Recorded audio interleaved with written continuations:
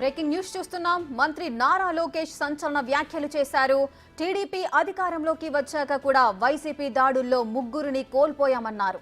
CM Chandrababu ఆదేశాలతో సంయమనం పాటిస్తున్నామన్నారు.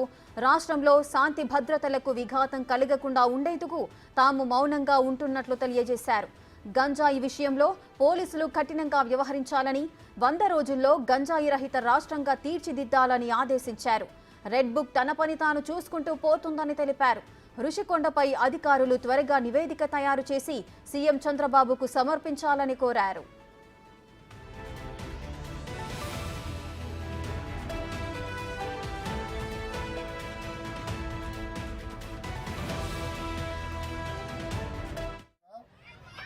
ముగ్గురు తెలుగుదేశం పార్టీ కార్యకర్తలు వైకాపా పార్టీ చంపింది. దానికి సమాధానం చెప్పాలని దుమ్మపూడి మంగళగిరిలోనే మైనార్టీ సోదరుని వైకాపా నాయకుడు చంపాడు. బ్యాట్ బట్టను కొట్టి చంపేశాడు.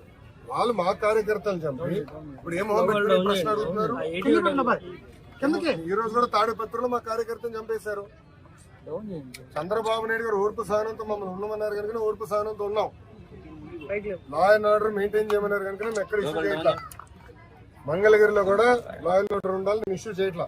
చెప్తున్నా, మిమ్మల్ని అడుగుతున్నా, ఎక్కడండి వైకాపా కార్యకర్త ఎవరు దెబ్బ తగిలింది, ఎవరిని చంపా మేము ఒక్కడి జోలికి వెళ్ళాం. మేము వాళ్ళు ముగ్గురు మమ్మల్ని చంపి తిప్పి మా పైన ఆరోపణ చేస్తాం. కరెక్ట్ గా రుషికొండ ప్యాలెస్ బహిర్గతం అయింది. ఏంటి సార్ 500 కోట్లు మొత్తం చూడండి, ఇంకా చాలా ఉందని. ఇంకా ముఖ్యమంత్రి గారు దానిపైన నివేదిక అడిగారు. ఎంత ఖర్చు అయింది, దేనికి ఖర్చు పెట్టారు, మొత్తం డీటెయిల్స్ అడిగారు. ఇంకా రావాల్సిన అవసరం ఉంది. ఇదే కాదు, ఇలా చాలా కట్టినట్టున్నారు. అన్ని వివరాలు వచ్చిన తర్వాత ప్రజల ముందర పెడతాం. వాళ్ళ ఇంట్లో కూడా ఫర్నిచర్ 46 కోట్లు ఉందంట. మరి కోడలి సూపర్స్టార్ అదే కేసులో ఆత్మహత్య చేసుకున్నారు. అదంతా అధికారులు వాళ్ళ ప్రాసెస్ వాళ్ళు ఫాలో చేసుకుంటారు. మంత్రి నారా లోకేష్ సంచలన వ్యాఖ్యలు చేశారు. వ్యాఖ్యలకు సంబంధించిన పూర్తి డీటెయిల్స్ మా ప్రతినిధి శివ అందిస్తారు. శివ, మంత్రి నారా లోకేష్ అయితే టీడీపీ అధికారంలోకి వచ్చాక వైసీపీ దాడుల్లో ముగ్గురిని కోల్పోయామంటున్నారు. ఏ సందర్భంలో వ్యాఖ్యలు చేశారు? వ్యాఖ్యలు చేయడానికి గల కారణాలేంటి?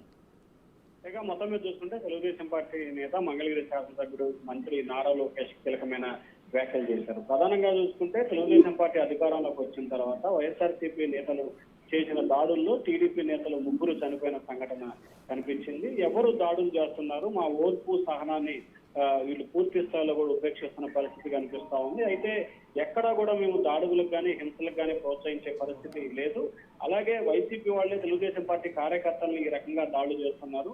తన సొంత నియోజకవర్గం దుగ్గిరాల మండలం తుమ్మపూడిలో తెలుగుదేశం కార్యకర్తని వైసీపీ నాయకుడు బ్యాట్తో కొట్టి చంపినది నిజం కాదా అని చెప్పి ఆయన వ్యాఖ్యలు చేశారు. చంద్రబాబు ఓర్పు సహనంతో ఉండమన్నారు కాబట్టి మేము పూర్తి స్థాయిలో మౌనంతో ఉంటున్నాము, ఇది అర్థం చేసుకోవాలి.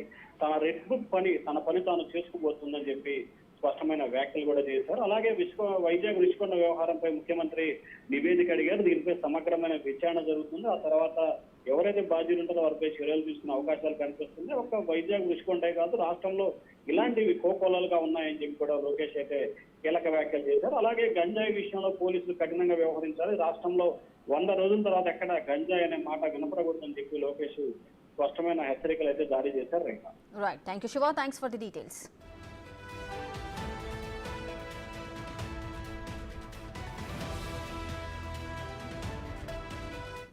ఈ రోజు కూడా తాడిపత్రిలో మా కార్యకర్తను చంపేశారు.